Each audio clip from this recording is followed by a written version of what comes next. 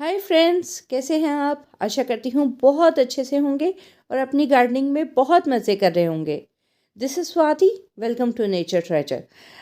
अब टाइम आ गया है कि हम सीड्स लगा लें।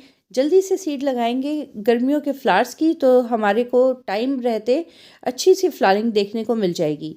ये बेस्ट टाइम है कि इस टाइम पे आप अपने सीड्स को लगा दें। तो कौन से सीड्स हम इस बार लगाने वाले हैं, कैसे हम उनकी देख रेख करेंगे, वो सब हम इस वीडियो में बात करने वाले हैं। तो चलिए शुरू करते हैं। ये है सनफ्लावर का सीड। सनफ्लावर के सीड्स को मैंने जो लास्ट ईयर के जो फ्लावर्स थे उनको रख लिया था, और उनको पूरी तरीके से जब वो प्लांट के ऊपर ही सूख गए थे उस टाइम पे उनको उतारा था। इसके अंदर इस तरह से सीड छिपे होते हैं, और जब आप फ्लावर को ऐसे घुमा के निकाल लेते हैं तो उसके अंदर से बहुत सारे ब्लैक ब्लैक कलर के सीड निकल आते हैं। ये वाले सीड्स बहुत आसानी से लग जाएंगे और बहुत ही अच्छा ये रिज़ल्ट देते हैं। पिछली बार का सनफ्लावर का मेरा रिज़ल्ट बहुत ही अच्छा था, और काफ़ी सारे मेरे पास में ड्वार्फ सनफ्लावर आ गए थे। बड़ा सनफ्लावर भी ऐसे ही लगता है, और इस तरह से उसका भी सीड निकलता है। लेकिन बड़े वाले सनफ्लावर जो है ना, वो बहुत अच्छा टेरेस गार्डनिंग में मुझे लगता है कि नहीं रहता, क्योंकि उसे ज़्यादा स्पेस चाहिए होती है, ज़्यादा बड़ा पॉट चाहिए। लेकिन जो रिज़ल्ट आता है वो उतना अच्छा नहीं आता है, एक ही फ्लावर आता है। और जो ड्वार्फ वाले हैं ना, उस पे फ्लावर बहुत ज़्यादा आते हैं, तो वो गार्डन में कलर ज़्यादा आपका भर देता है। तो सीड लगाने के लिए आपको मिट्टी जो है वो सैंड वाली चाहिए। आप थोड़ी सी मिट्टी ऐसे रखिए कि ल्यूमी मिट्टी हो, जिसमें थोड़ा मॉइस्चर हो। तो कोकोपीट और सैंड मिलाकर आप इसको लगा सकते हैं। पिछली बार के सनफ्लावर मैं आपको दिखा रही हूँ, देखिए कितने अच्छे मेरे सनफ्लावर आए थे। बहुत टॉल गए थे। ये भी कम टॉल नहीं होते हैं। ये भी ऑलमोस्ट 4-5 फुट के आराम से चले जाते हैं, और काफ़ी लंबे लंबे ये सनफ्लावर मेरे गए थे।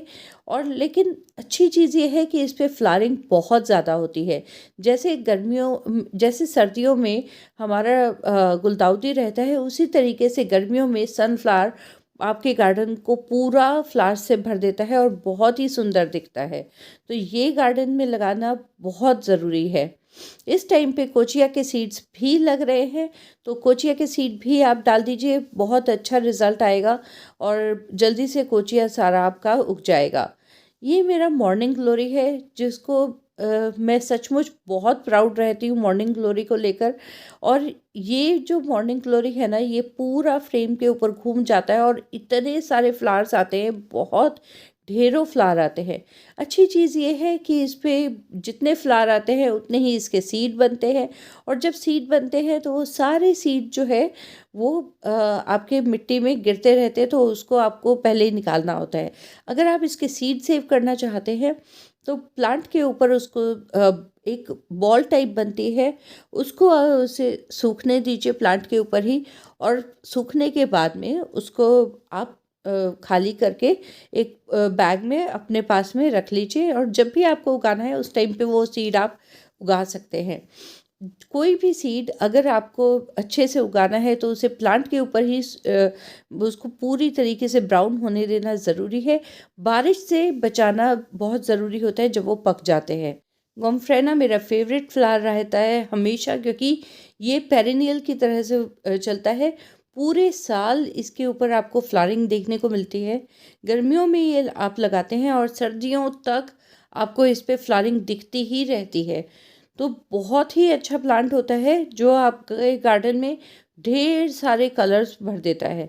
बहुत सारे कलर्स में ये अवेलेबल होता है। वाइट, रेड और पर्पल मेनली इसके कलर्स होते हैं। वैसे इसके जो फ्लावर्स हैं ना, वो बहुत छोटे छोटे होते हैं, पॉम पॉम स्टाइल में आते हैं। बहुत ही छोटे छोटे होते हैं, लेकिन बटन्स टाइप में फ्लावर आते हैं। लेकिन इतने सारे फ्लावर आते हैं कि जब आप इनको इकट्ठा लगाते हो ना, गोम्फ्रेना का असली मज़ा तभी आता है जब आप बहुत सारे प्लांट इकट्ठे लगाओ। और बहुत सारे प्लांट तभी इकट्ठे लग सकते हैं जब आप उन्हें सीड से उगाओ। सीड से उगे हुए प्लांट ही जो है ना, इतने सारे बन जाते हैं, वरना नर्सरी से ढेरों प्लांट लाना पॉसिबल नहीं होता है कि आप एक ही वैरायटी के आप 20-30 प्लांट उठा लाओ, तो ये पॉसिबल नहीं होता है। जब आप सीड से उगाते हो ना, ये आपको मौका देता है कि आप बल्क में कोई चीज़ लगा सकते हो। तो गॉमफ्रेना के फ्लावर इसी मैं कहूँगी कि सीड से ही उगाना चाहिए, क्योंकि अगर आप सीड से उगाएंगे तभी आपको इस तरह से बंचेस मिलेंगे कि बहुत सारे फ्लावर आप इकट्ठे लगा सकते हो। और ये इतना खूबसूरत लगता है, इतना कलरफुल होता है कि इसको देख के एकदम मज़ा आ जाता है। तो गॉमफ्रेना के सीड जो है ना, वो भी इसी तरीके से, जैसे आप देख रहे हैं नीचे से ब्राउन होने लगा है, इसको पूरा आप ऊपर तक ब्राउन होने दीजिए। बारिश से इसको भी बचाना पड़ेगा, क्योंकि जब बारिश सूखे हुए फूलों पे पड़ती है वो उसे गला देती है और उस टाइम पे ये ख़राब हो जाते हैं। तो या तो काट के पॉली बैग में आप रख लीजिए, जब ये पूरी तरीके से सूख जाए तो उस टाइम पे आप इसको निकाल के रख सकते हैं। वैसे मैं प्रेफर करती हूँ कि वही मिट्टी में डाल दूँ, जिससे नए फ्लावर्स आ जाते हैं। और ये हमारा सबका प्यारा वो है मॉस रोज़, जिसे आप 9 to 5 कहते हैं, दोपहर खिड़ी कहते हैं, बहुत सारे नाम हैं इसके। और उतनी ही ज़्यादा अच्छी वैरायटीज़ भी हैं इसकी। बहुत सुंदर कलर्स आते हैं, बहुत सुंदर मल्टी पेटल आता है, सिंगल पेटल आता है, और इससे ज़्यादा कलरफुल प्लांट मैंने अपनी लाइफ में नहीं देखा। इसके भी सीड इसी तरह बड टाइप में आते हैं और वो सब जगह फैल जाते हैं। फिर आता है हमारा टिकोमा। टिकोमा तो एक ही प्लांट पे इतने सारे फ्लावर्स आते हैं, बहुत मज़ेदार होता है। इतने सारे, ये पूरा जो है ना, ये फ्लावर से भर जाएगा। ये भी परमानेंट की तरह से काम करता है। ऑरेंज कलर का टिकोमा और येलो दोनों होते हैं। और ये भी बुश की तरह से आप इसको बढ़ा सकते हैं, फ्रेमिंग देके इसको शेप दे सकते हैं, और इस तरह से इसके सीड आते हैं। जब ये फलियां आ जाती हैं तो उसमें से आप 2-4 फलियों को आप रख के बाकी काट सकते हैं, जिससे प्लांट ग्रो करता रहता है, और इन फलियों को बाद में आप सेव कर सकते हो। ये है कॉस्मोस। कॉस्मोस का भी बहुत ही अच्छा प्लांट होता है, और ये गेंदे की तरह से काम करता है। जैसे कॉस्मोस का, जैसे गेंदे का प्लांट अपने फ्लावर से उगता है, ये भी फ्लावर से ही उगता है। और इसमें जो है ना, बहुत सारे इस तरह से शार्प इसके सीड रेडी हो जाते हैं। उसके बाद वो फ्लावर आप तोड़ कर रख लीजिए, और उससे ही आपको बहुत सारे कॉस्मोस उग जाएंगे।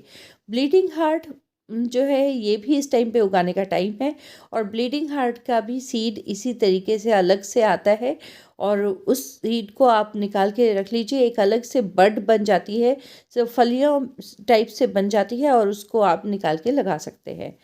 ये हमारा बेसिल की वैरायटी होती है, मरवा कहते हैं। बहुत ही प्यारी खुशबू होती है इसकी।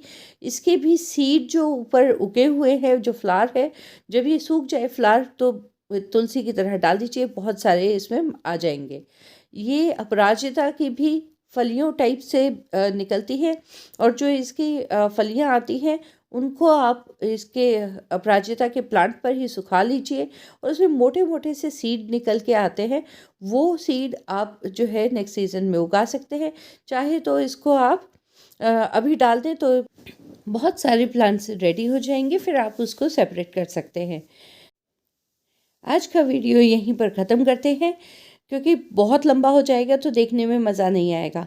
इसका सेकंड पार्ट मैं जल्दी ही बनाऊंगी। तब तक के लिए बाय बाय, टेक केयर।